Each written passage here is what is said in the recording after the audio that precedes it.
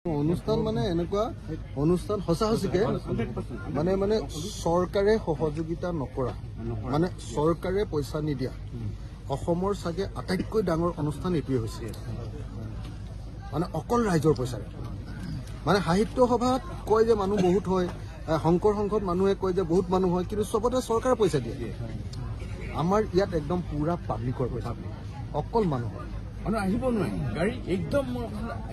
এনেকুৱা অনুষ্ঠান মানে অসমতে হোৱা নাই আৰু সেইকাৰণে কান্দি থাকিবলগীয়া পৰিৱেশ নাই এতিয়া তই বেলেগ এজনী মানুহ গণশিল্পী ৰাজীৱ ভদিয়াৰ মানুহজনী তই এতিয়া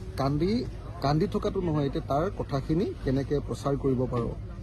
মই মোৰ যিটো আজি ধাৰণা হৈ আছে মই ভাবি আছোঁ যে মই তাৰ গোটেই গানখিনি এটা ডিজিটেলাইজ কৰি অসমৰ চব দোকানবিলাকত যাতে গাই থাকিব পাৰোঁ হোটেলবিলাকত গাই থাকিব পাৰোঁ গাড়ীবিলাকত গাই থাকিব পাৰোঁ তেনেকুৱা মই এটা হেৰি যদি পাৰোঁ মই নিজে খৰচা তৰচা কৰি ভালকৈ কৰিম বুলি ভাবি আছোঁ আৰু যাতে অসমৰ ডেকা ল'ৰাবিলাকে যাতে পিকনিক কৰিবলৈ যাওঁতেও সেইটো লৈ যায় নিজৰ সৰু গাড়ীখনতো যাতে লগাই লৈ যায় বাছতো যাতে সেইটো বজাই লৈ ফুৰে তেতিয়াহে আচল মানে জনজীৱনৰ মাজলৈ গুচি যাব পিকনিকত যিটো গান গাব সেইটো গানহে মানে বেছি পপুলাৰ হ'ব হয়নে নহয় এই দোকানখনত যে গেলামালৰ দোকানখনত একদম জোৰে জোৰে যিটো গান লগাই থাকে সেইটোৱে আচল গান মানে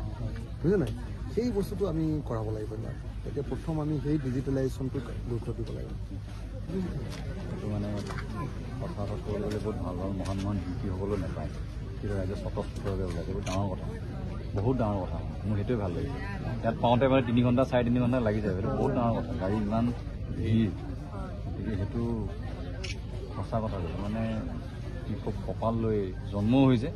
আৰু কপাল লৈ সি হেৰি ঢুকাইছেও মানে গতিকে সেইটো খুব মহান মানে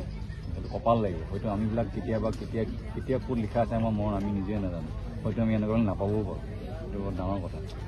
ভাল সফল তাৰ জীৱন এইফালে মা ৰাজীৱ মা গাড়ীত আমাৰ অসুবিধা পাওঁ গাড়ীত ৰাস্তাত যাম ভাল হৈছে অনুষ্ঠানটো ৰাইজে অন্তত মানে চন্দ্ৰবিশ্বত থকালৈকে মনত ৰাখিব লাগিব আহিছোঁ দিয়ক সকলো থাকিব আমাৰ ৰাইজৰ থাকিব আমি আকৌ মই বাইক